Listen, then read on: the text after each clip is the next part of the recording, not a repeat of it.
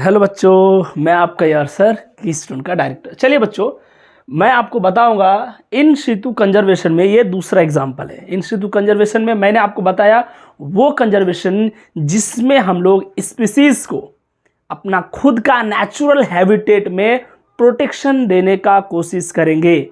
ये वो इलाका है, वो जगह है जिसमें हम लोग जगह नहीं बदले, स्पीसीज को एक जगह से दूसरे जगह नहीं ले गए, बल्कि उसी जगह में जहाँ वो रहते हैं, जहाँ उसका नेचुरल हैबिटेट है, वहीं पर हम उसको प्रोटेक्शन देंगे, कंजर्व करने का कोशिश करेंगे। इसका सबसे पहले मैंने आपको बता दिया बायोडाइवर्सिटी हॉटस्पॉट, और दूसरा है बायोस्फीयर रिजर्व्स। बच्चों, ये बायोडाइवर्सिटी हॉटस्पॉट से छोटा होगा।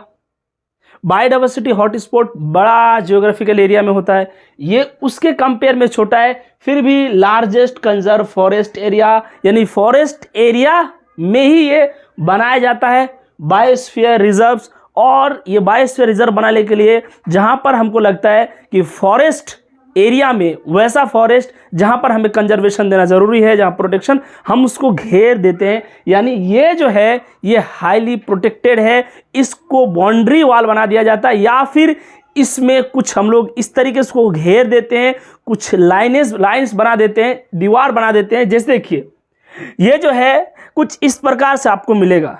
यानी जो बायोस्फीयर रिजर्व्स है वो बायोडाइवर्सिटी हॉटस्पॉट जैसा नहीं है कि ऐसे ही बस ज्योग्राफिकल एरिया है पड़ा हुआ है। ये जो है इस तरीके से कुछ 3 बाउंड्रीज में घिरा हुआ रहता है। मानिए ये एक बायोस्फीयर जो है रिजर्व है, ये एक बायोस्फीयर रिजर्व है। हम कुछ इस तरीके से इसमें 3 जोन बना दिए। क्या बच्चों? 3 जोन, मतलब इसको हम 3 एरिया में डिवाइड कर दिए। एरिया 1, एरिया 2, एरिया 3, ये तीनों मिला के बायोस्फीयर रिजर्व है। बच्चों, बायोस्फीयर रिजर्व जो है, ये बायोस्फीयर रिजर्व स्कीम 1986 में लाया गया। और ये जो protection for biotic plus abiotic, यहाँ बायोटिक और एबायोटिक कंपोनेंट यानी लिविंग और नॉन लिविंग कंपोनेंट्स, पूरा नॉन लिविंग में क्या आ गया आपका? सॉइल आ गया, वाटर आ गया। यानी इसके अंदर बायोटिक और एबायोटिक दोनों को प्रोटेक्शन देने में ध्यान दिया जाता है। इसको मैब द्वारा रन किया जाता है, मैन एंड बायोस्फीयर। ए से यहां एंड आएगा तो आपका MAB बन जाएगा। बच्चों, यहां पर ये ऐसा इलाका है जहां वहां के लोकल लोगों को साथ में लेके काम करना पड़ रहा है। यानी यहां पर बायोस्फीयर रिजर्व्स में आपको ध्यान ये रखना है कि वहां के जो लोकल लोग रहते हैं, उन लोकल लोगों को मिला के ही हम बायोस्फीयर रिजर्व को ठीक से चला सकते हैं, ठीक से इसको कंजर्व कर सकते हैं। मानिए ये पूरा इलाका में लोग फैला हुआ था, लेकिन हमें पता है कि यहाँ स्पीसीज थ्रेट है, यहाँ स्पीसीज विलुप्त हो रहा है धीरे धीरे, यहाँ हमें प्रोटेक्शन देना पड़ेगा। तो हमने लोगों को क्या कहा कि एक काम कीजिए, आप 1, 2, 3 इसमें से आप बाहर वाला जोन में रहना शुरू कीजिए। यानी यहाँ के जो भी लोग थे इधर उधर, हमने उसको बाहर रहना शुरू किया। यानी बाहर ये वाला जो जोन है, इसको हम लोग बोलते हैं आउटर जोन, ट्रांजिशन जोन। इस जोन में ह्यूमन एक्टिविटी अलाउड है। लगभग सब एक्टिविटी आप कर सकते हैं जो एक घर द्वार, यहाँ पर लोग रहते हैं, मानिए छोटा मोटा मार्केट होगा, बाजार होगा, यहाँ पर कोई प्रॉब्लम नहीं है। उसके अंदर एक और जोन है, इसको बोलते हैं मिडिल जोन, इसको बोलते हैं बफर जोन। यहाँ पर लिमिटेड एक्टिविटी ही अलाउ है। यानी वहाँ पर कुछ ही एक्टिविटी आप कर सकते हैं। मानिए कुछ स्टडी के लिए, कुछ काम के लिए, कुछ ऑफिसर्स जाएंगे, उनके कुछ वर्क के लिए यहाँ पर स्पेशल ही कुछ एक्टिविटी आप कर सकते हैं। हर एक्टिविटी यहाँ अलाउ नहीं है। जैसे यहाँ पर हर एक एक्टिविटी, यहाँ आप घर देख पा रहे होंगे, मैंने घर बनाया, यहाँ बस्ती बना हुआ है, यहाँ पर हर एक्टिविटी अलाउ नहीं है। और जो बीच वाला जोन है इनर जोन, उसे कहा जाता है कोर जोन। यहाँ पर कोई भी एक्टिविटी अलाउ नहीं है, यानी हाईली रेस्ट्रिक्टेड एरिया। हमने बायोस्फीयर रिजर्व को 3 पार्ट में डिवाइड कर दिया। ये हमारा बायोस्फीयर रिजर्व है, transition zone, buffer zone, core zone. बच्चों ध्यान रहे, एग्जाम में सवाल आते हैं, ये तीनों जोन में से सवाल पूछा गया है बार बार, कहाँ कौन सा एक्टिविटी अलाउ है, कहाँ नहीं है। जो बाहर वाला जोन है ट्रांजिशन जोन, यहाँ हर एक्टिविटी अलाउ है, यहाँ कुछ कुछ लिमिटेड, यहाँ कुछ नहीं। ये है क्या? ये बायोस्फीयर रिजर्व है, यानी जंगल का ही पार्ट है। ये जंगल से ही बनाया जाता है, अलग से कहीं बनता नहीं है। उसी को हम इस डिज़ाइन से करते हैं ताकि वहाँ पर हम प्रोटेक्शन दे पाए। जो यहाँ के लोग रहते हैं वो भी देखभाल करते हैं, क्योंकि उन्हें भी फॉरेस्ट से बहुत सारा फ़ायदा मिलता है। लोकल फॉरेस्ट को यूज़ करते हैं, वहाँ के प्लांट्स, वहाँ के बहुत सारा चीज़ ये यूज़ कर पाते हैं। तो इन्हें भी कुछ रिस्पॉन्सिबिलिटीज़ रहता है, ये भी देखभाल करते हैं। इन्हें यहाँ का एरिया यूज़ करने के लिए मिल रहा है, ये रह ही रहे यहाँ, लेकिन यहाँ और यहाँ अलाउ नहीं है। यहाँ तो एकदम ही अलाउ नहीं है। ये क्या है? Biosphere reserve. Sir biosphere reserve कितना है? वैसे तो आपका एनसीईआरटी के हिसाब से इंडिया में 14 है, इंडिया में 14, लेकिन अभी बढ़ के 18 हो गया है। ध्यान रहे, अगर दोनों ऑप्शन रहेगा आपको क्या टिक करना है? ये टिक करना है। वर्ल्ड में 408, अभी 500 से भी ज़्यादा हो गया। ये आपका पुराना डेटा है, ध्यान रहे। तो ये क्या बच्चों? ये है बायोस्फीयर रिजर्व। हमने इन सितु कंजर्वेशन स्टार्ट किया था, यानी स्पीसीज को नेचुरल हैबिटेट में कैसे बचाया जाए। पहला एग्जांपल हॉटस्पॉट बना के, दूसरा बायोस्फीयर रिजर्व, और इसके बाद और भी कुछ है, नेशनल पार्क है, सैक्रेड ग्रीव्स है, और भी है, मैं आपको बताऊंगा। तब तक के लिए आप इनको नोट कर लीजिए। और कितना लगभग जो इंडिया में जो बायोस्फीयर रिजर्व्स है 14, 18, उसको कम से कम हम लोग इस लेक्चर में यहाँ पर अभी लिखेंगे, कहाँ पर है वो, कितने हैं और कौन सा स्टेट में है। तो बच्चों उससे पहले आप लोग इसको नोट कर लें। हाँ बच्चों, तो आप लोग लिख चुके होंगे। और अब देखिए हम लोग देखते हैं कि इंडिया में जो 18 बायोस्फीयर रिजर्व्स है वो कहाँ कहाँ पर है। ये प्योरली एमटीआर वाला है, मतलब एमटीआर जानते हैं, मुझे तो रटो, ये रटने वाला पॉइंट है बच्चों। आपको याद रखना होगा बायोस्फीयर रिजर्व क्या होता है, उसमें क्या होता है, मैं आपको पूरा डिटेल में बता चुका हूँ। अब ये कहाँ पर है ये तो याद करना पड़ेगा, और क्या नाम है चलिए देखते हैं। लिखा हुआ है सुंदरबंस, ये वेस्ट बंगाल में है। कहाँ पर है बच्चों? वेस्ट बंगाल में है सुंदरबन बायोस्फीयर रिजर्व। नॉकरेक ये मेघालय में है, मैं शॉर्ट में लिखा हूँ। उसके बाद नंदा देवी ये उत्तरांचल में है। कहाँ पर बच्चों?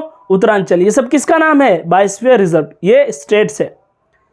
उसके बाद ये है देहांग देबंग, देहांग देबंग ये है आंध्र प्रदेश में। कहाँ पर बच्चों? आंध्र प्रदेश। उसके बाद है नीलगिरी, ये केरला, कर्नाटका और तमिलनाडु, 3 स्टेट में है ये नीलगिरी मिला के। उसके बाद मानस ये आसाम में है। पंचमढ़ी ये आपका है मध्य प्रदेश में। ग्रेट निकोबार ये आपका अंडमान एंड निकोबार में। ये सब जगह है, प्लेसेस है, और वो सब नेम्स है किसका? बायोस्फीयर रिजर्व्स का। उसके बाद फिर है आपका आचन कमर, यह आपका मध्य प्रदेश और छत्तीसगढ़ में। गुल्फ ऑफ मन्नार ये तमिलनाडु में है। सिमलीपाल उड़ीसा में। कंचनजंगा सिक्किम में है। दिब्रू और सैखवा ये आसाम में है। Great run of Kutch Gujarat में है। और शेषबचलम ये आपका आंध्र प्रदेश में है। अगर बोला जाए कोल्ड डिजर्ट ये आपका हिमाचल प्रदेश में। पाना ये मध्य प्रदेश में। इसमें से ये 4 अभी जुड़ा है। टोटल यहाँ पर 14 नहीं 18 डिवाइड, कितना बच्चों? 18। तो 14 था और अभी 4 जुड़ा है, ये 4 अभी जुड़ा है, ये नया, ये जे और जे। तो ये सब क्या है? ये आपको प्योरली याद करना होगा। वैसे तो यहाँ से एक क्वेश्चन जो है कम आते हैं, लेकिन याद रहे तो अच्छा है। सर कैसे याद हो जाएगा सर, इतना ज़्यादा चीज़ है सर। 3 करके याद कीजिए ना, 6 दिन में 18 हो गया। तो बस याद करने का मन मकसद बना लीजिए। और फिर हाँ बच्चों, अगर छूट गया तो फिर अभी नहीं तो कभी नहीं। इतना डिटेल्स में आपको ये सब नाम खाली ध्यान रखना है, बस थोड़ा थोड़ा माइंड में होना चाहिए। सुंदरबन वेस्ट बंगाल, कुछ कुछ नोकरेक टाइप से, मेघालय इस टाइप से। और वैसे भी वहाँ ऑप्शन तो होंगे, आप जो एग्ज़ाम दे रहे हैं उसमें ऑप्शन तो रहेगा ही ना। बस ऐसा हो जाना चाहिए, स्पेलिंग से कोई दूर दूर तक लेना देना नहीं है। स्पेलिंग जितना मिस्टेक हो कोई दिक्कत नहीं। आप जो एग्ज़ाम दे रहे हैं बच्चों, वो एग्ज़ाम है बेसिकली ऑप्शनल, यानी ऑब्जेक्टिव वाला ऑप्शन रहेगा। तो इसमें आपका फ़ायदा क्या है? बस आपको नाम याद आ जाना चाहिए, स्पेलिंग आए ना आए कोई दिक्कत नहीं। तो बच्चों फिर एक बार मैं पढ़ दे रहा हूँ, मेरे साथ साथ आप भी पढ़िए और याद कीजिए। सुंदरबन वेस्ट बंगाल, नॉकरेक मेघालय, नंदा देवी उत्तरांचल, उसके बाद Dehang Debang Arunachal Pradesh, Nilgiri Kerala, Karnataka, Tamil Nadu, Manas Assam, Pachmarhi MP, Madhya Pradesh, great Nicobar Andaman and Nicobar. उसके बाद अचन कमर, ये मध्य प्रदेश और छत्तीसगढ़ में मिला। उसके बाद गुल्फ ऑफ मन्नार, ये Tamil Nadu, Similipal Orissa, Kanchenjunga Sikkim, Dibru Saikhowa Assam, great run of कुछ गुजरात, शेषबचलम आंध्र प्रदेश, कोल्ड डिजर्ट हिमाचल प्रदेश, पाना एमपी यानी मध्य प्रदेश। अच्छा, मेरा आपसे एक सवाल है, देखते हैं आप इसका जवाब दे पा रहे हैं या नहीं। बच्चों, ये जो मैं बता रहा हूँ ये सब चीज़ें सुंदरबन, क्या सुंदरबन मानो इसको बायोस्फीयर रिजर्व, क्या पहले से वहाँ जंगल नहीं था? था। पहले से स्पीसीज नहीं था? था। वो सब जगह क्या सुंदरबन को बनाया गया है? नहीं, वो नेचुरल हैबिटेट ही है, वहीं पर प्रोटेक्शन दिया गया है। ये सब चीज़ें पहले से थे, लेकिन उसमें बायोस्फीयर रिजर्व बनाने से क्या फ़ायदा हुआ कि वहाँ जो है स्पीसीज को अच्छा ज़्यादा प्रोटेक्शन मिला, स्पीसीज का एक्सटिंक्शन का खतरा घट गया, यानी विलुप्त होने का चांस कम हुआ, स्पीसीज ज़्यादा दिन तक रहने का चांस बढ़ जाता है। ये एक भी ऐसा नहीं जो नया बनाया है कि कुछ नहीं था, एक एक करके पेड़ लगाया, एगो भालू लाया, एगो घोड़ा लाया और वहाँ पर पूरा बना रहा है कि बायोस्फीयर रिजर्व बना रहे हैं, ऐसा नहीं है। तभी तो ये इंस्टीट्यूट का एग्जाम्पल आ रहा है कि ऑलरेडी ये एग्जिस्ट करते हैं, नेचुरल हैबिटेट में प्रोटेक्शन दिया जा रहा है। ठीक है बच्चों, यहां पर जाके हमारा बायोस्फीयर रिजर्व खत्म होता है। अभी नेशनल पार्क और भी कुछ चीज़ें हैं जो आपका इन ऋतु में आएगा, सेक्रेट ग्रुप्स वगैरह मैं आपको बताने का कोशिश करूंगा इसी लेक्चर में जितना हो पाएगा। लेकिन तब तक के लिए ध्यान रहे, हम लोग पढ़ रहे हैं अभी इन सितु, उसमें हॉट स्पॉट पढ़ चुके हैं, उसका पूरा पॉइंट दिमाग में रखना है। बायोस्फीयर रिजर्व का आउटर जोन यानी transition zone, buffer zone, core zone, तीनों जोन्स के बारे में खबर रखना है आपको। तीनों में से कहाँ कितना अलाउ है, कहाँ अलाउ नहीं है, ये सब आपको जानकारी रहना चाहिए। ठीक है बच्चों, आप लोग ये काम कीजिए, इसको नोट डाउन कीजिए, जल्दी से नोट कीजिए बच्चों। तो आप लोग लिख चुके होंगे और अब देखिए हम लोग स्टार्ट कर रहे हैं नेशनल पार्क। बच्चों वैसे ऐसा माना जाता है जो बायोस्फीयर रिजर्व्स होता है वो नेशनल लेवल में होता है, यानी नेशनल लेवल में जो बनाया जाता है वो बायोस्फीयर रिजर्व्स है। उसके बाद जो अगर पार्क कहा जाए यानी नेशनल पार्क, तो वो बनाया जाता है स्टेट लेवल में और डिस्ट्रिक्ट लेवल में वाइल्ड लाइफ सेंचुरीज। समझ में आ रहा है आपको मैं क्या कह रहा हूँ? ऐसा माना जाता है जो नेशनल लेवल में होता है उसको बायोस्फीयर रिजर्व कहा जाता है, जो नेशनल पार्क्स होता है वो स्टेट लेवल में बनता है और जो डिस्ट्रिक्ट लेवल में बनता है वो वाइल्ड लाइफ सेंचुरीज है। चलिए तो नेशनल पार्क के बारे में देखते हैं। यहाँ पर प्रोटेक्शन दिया जाता है बायोटिक को। बायोटिक मतलब एनिमल प्लांट्स यानी लिविंग्स को, माइक्रोब्स जो भी आप मानते हैं, यहाँ लिविंग को ज़्यादा ध्यान दिया जाता है। इन इंडिया में देखा जाए तो 90 से 120 अभी हो गया, यानी 90 नेशनल पार्क था 90, अभी 120 से भी ऊपर हो रहा है। ये आपका ओल्ड एनसीईआरटी का डेटा है, आपको ध्यान रखना है, और ये रिसेंटली अपडेटेड नहीं है लेकिन ये है। अब देखिए, मैं जो इम्पोर्टेंट नेशनल पार्क्स है, वैसे तो सारा नेशनल पार्क्स याद करना आपके लिए अभी संभव नहीं है, 120 नेशनल पार्क्स बहुत ज़्यादा हो जाएगा आपके लिए, इसलिए मैं बहुत कम करके सिर्फ 10 गो नेशनल पार्क लेकर आया हूँ। इनको आपको याद करना है और इसका जो इम्पोर्टेंट एनिमल्स है वो आपको याद करना है। बच्चों, काजीरंगा नेशनल पार्क ये है आपका आसाम में, यहाँ पाया जाता है राइनासोर्स, यानी राइनासोर्स के लिए ये बहुत ही फेमस है Kaziranga national park. Sundarbans tiger reserves, नाम से ही पता चल रहा है टाइगर रिजर्व्स, ये वेस्ट बंगाल में पाया जाता है, ये फेमस है टाइगर के लिए। उसी प्रकार हजारीबाग नेशनल पार्क झारखंड में है, यहाँ भी पाया जाता है टाइगर। उसी प्रकार कॉर्बेट नेशनल पार्क उत्तरांचल में है, ये भी मशहूर है टाइगर के ही लिए। फिर गिर नेशनल पार्क गुजरात में है, यहाँ एशियाटिक लायन पाया जाता है। अब देखिए, कन्हा नेशनल पार्क मध्य प्रदेश में है, यहाँ टाइगर, पैंथर और भी कुछ एनिमल्स है जो पाया जाता है, इंपॉर्टेंट है। उसके बाद तंदोबा नेशनल पार्क महाराष्ट्र में है, टाइगर के लिए फेमस है। देखा जाए Bandipur national park Karnataka, elephant, tiger, leopard पाया जाता है। ऐसा नहीं कि सिर्फ यही पाए जाते हैं, ये जो है, ये जो आप एनिमल्स देख रहे हैं, ये तो मानिए कि हम लोग मानते हैं कि कुछ इंडेंजर्ड है, कुछ क्रिटिकली इंडेंजर्ड है, वो स्पीसीज़ का यहाँ पर मिलना ये अच्छा संकेत है। ये नहीं कि सिर्फ वहाँ टाइगर ही घूम रहे हैं, और भी एनिमल्स है, लेकिन टाइगर उसमें दिखता है, अच्छा खासा टाइगर है, तो अच्छा है कि टाइगर के लिए फेमस है। उसके बाद आपका जैसे एशियाटिक लायन हो गया, राइनासोर्स हो गया, इंडियन बस्टर्ड, ये जो हो गया, ये सब जो है, ये जो स्पीसीज़ वगैरह है, टाइगर, लायन, आपको पता है ये स्पीसीज़ बहुत ही इंपॉर्टेंट है, तो इनका यहाँ पर मिलना ये एक अच्छा सिग्निफिकेंस है। उसके बाद डेजर्ट नेशनल पार्क जो राजस्थान में है, यहाँ ग्रेट इंडियन बस्टर्ड मिलता है, ब्लैक बक मिलता है। और नंदा देवी नेशनल पार्क उत्तरांचल में है। बच्चों आपको शायद यहाँ नीचे नहीं दिख रहा होगा, शायद कैमरा यहाँ तक कवर नहीं कर पा रहा है, तो आपको यहाँ नंदा देवी नेशनल पार्क लिखा हुआ है और लिखा हुआ है उत्तरांचल। कहाँ पर बच्चों? उत्तरांचल में। और यहाँ का फेमस एनिमल लिखना है आपको, व्हाइट टाइगर। ध्यान से देखिए, जो लास्ट का है नंदा देवी नेशनल पार्क उत्तरांचल में है, वहाँ व्हाइट टाइगर मिलता है। ये मिनिमम है, मिनिमम मतलब इससे कम में काम नहीं चलेगा, कम से कम आपको इतना ध्यान रखना है।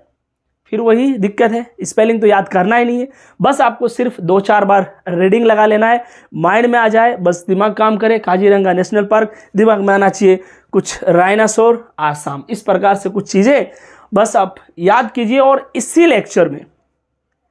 लेक्चर में लेक्चर थोड़ा लॉन्ग होगा, शॉर्ट होगा, जो भी होगा देखा जाएगा, इसका कोई आप बहुत ज़्यादा टेंशन ना ले। इसी लेक्चर में मैं सोचता हूँ कि इन सितु को कंप्लीट कर दिया जाए। इन सितु कंजर्वेशन यानी बायोस्फीयर रिजर्व पढ़ा दिया गया, नेशनल पार्क भी आपका हो गया, अब 2 ही बच रहे हैं, तो चलिए वो 2 को हम लोग पढ़ते हैं, यानी वाइल्ड लाइफ सेंचुरीज और सैक्रेड ग्रीव्स। चलिए बच्चों हम लोग उसको शुरू करेंगे, उससे पहले आपको इसको नोट करना होगा और इसमें याद करना है बच्चों। इसमें मैं क्या कर सकता हूँ आपके साथ, बस ये याद ही करना है, आपको ध्यान रखना है बच्चों।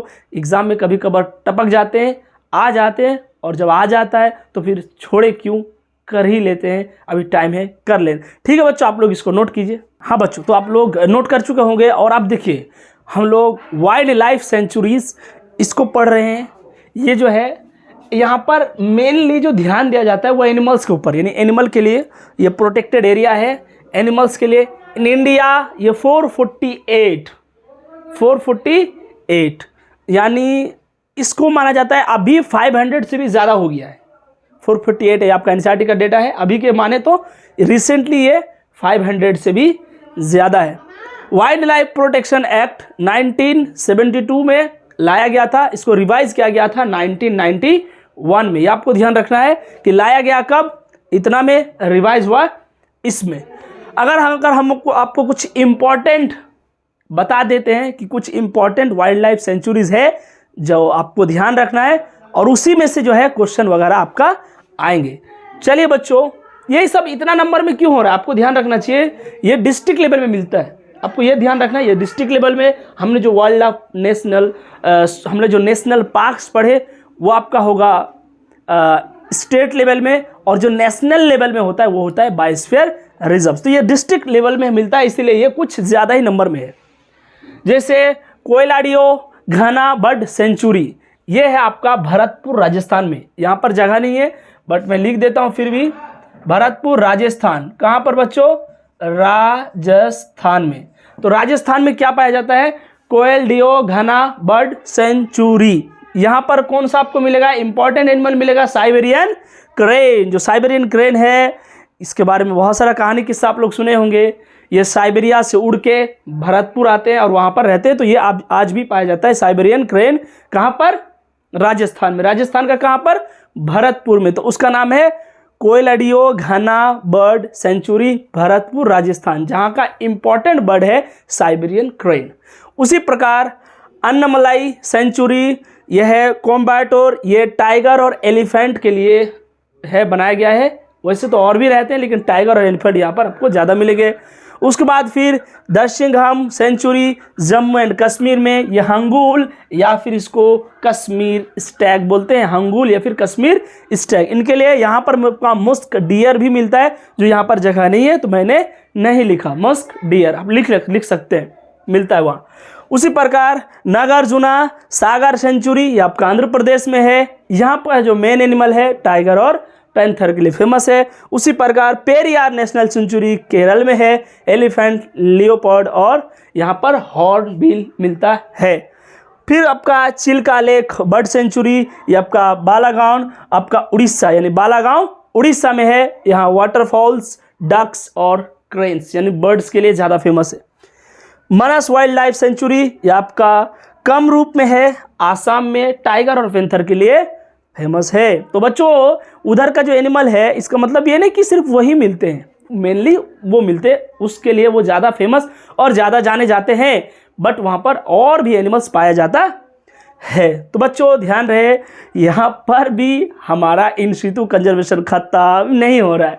अब लास्ट बचा हुआ है वह आपका सैक्रेड ग्रीव्स, लेकिन फिर वही आपको सबसे पहले नोट करना होगा। लेकिन नोट करते रहिए, याद भी करते रहिए बच्चों। ये लेक्चर आपको बोरिंग लग सकता है क्योंकि इसमें बहुत सारा चीज़ आपको याद करने को मिल रहा है। तो बच्चों जहाँ याद करना है वहाँ करना है। मुझे पता है आप लोग बहुत ही कर्मठ और मेहनत और जुझारू वाला बच्चा है, जो चाहे जहाँ समझने का वहाँ समझेंगे, जहाँ याद करने का बात है वहाँ भी आप पीछे नहीं हटते। मुझे पता है बच्चों, तो आप लोग को एक एक चीज़ को अच्छे से याद रखना है, सोचना है, समझना है, बुद्धि लगाना है, ताकि बस एग्ज़ाम में हमारा क्वेश्चन किसी हाल में छूटना नहीं चाहिए। ठीक है बच्चों, आप लोग सबसे पहले इसको नोट कीजिए, फिर मैं बताऊंगा सैक्रेड ग्रीव्स, उसके बाद ये लेक्चर का एंड हुआ। पहले नोट कर लीजिए आप।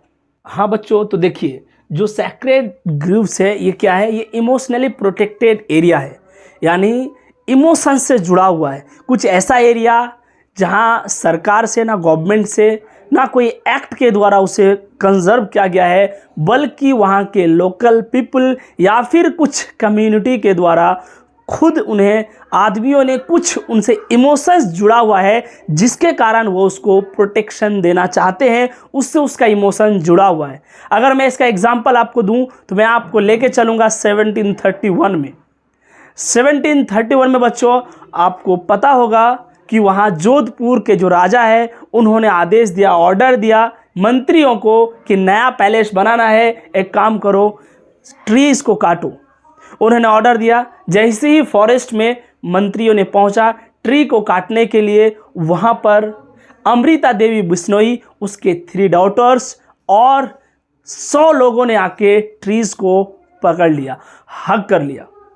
उन्होंने इसीलिए हक किया क्योंकि ट्री के साथ उनका ये इमोशंस था, ये जुड़ाव था कि वो उनका जीवन व्यापन का ट्री ही यानी फॉरेस्ट ही एक जरिया था। उनके साथ इमोशनली वो जुड़े हुए थे। राजा के ऑर्डर आने के बाद भी उन्होंने ट्री को नहीं छोड़ा। फिर राजा ने ऑर्डर दिया कि ट्री के साथ साथ इन्हें भी काट दिया जाए। फिर कुछ ऐसा ही हुआ, वो ट्री के साथ साथ खत्म हो गए। बच्चों मेरा आपसे सवाल है, क्या आज जो बिश्नोई कम्युनिटी रहते हैं, क्या उनका उस जगह से इमोशन नहीं होगा? होगा, हाईली इमोशन होगा। यानी वहाँ उस पैलेस को अभी प्रोटेक्शन दे रहे हैं वहाँ के लोकल लोग, और बिश्नोई कम्युनिटी के लिए वो जगह एक इमोशंस का जगह बन गया, एक ऐसा जगह जहाँ से उसका एक बहुत लंबा और बहुत इमोशन वाला इतिहास जुड़ा हुआ है। तो ये एक सैक्रेड ग्रीव्स बन गया। आप उसे एक सैक्रेड ग्रीव्स कह सकते हैं। तो क्या सिर्फ वही है? नहीं बच्चों, बहुत सारा ऐसा इलाका है जहाँ ऐसा कुछ हुआ है, ऐसा कुछ हुआ है जहाँ से वहाँ के लोग आज भी इंस्पायर्ड है और उस जगह को वो इमोशनली प्रोटेक्शन देना चाहते हैं। ये चिपको मूवमेंट नहीं था जो मैंने आपको बताया, इससे इंस्पायर्ड होके चिपको मूवमेंट हुआ है उत्तर प्रदेश में।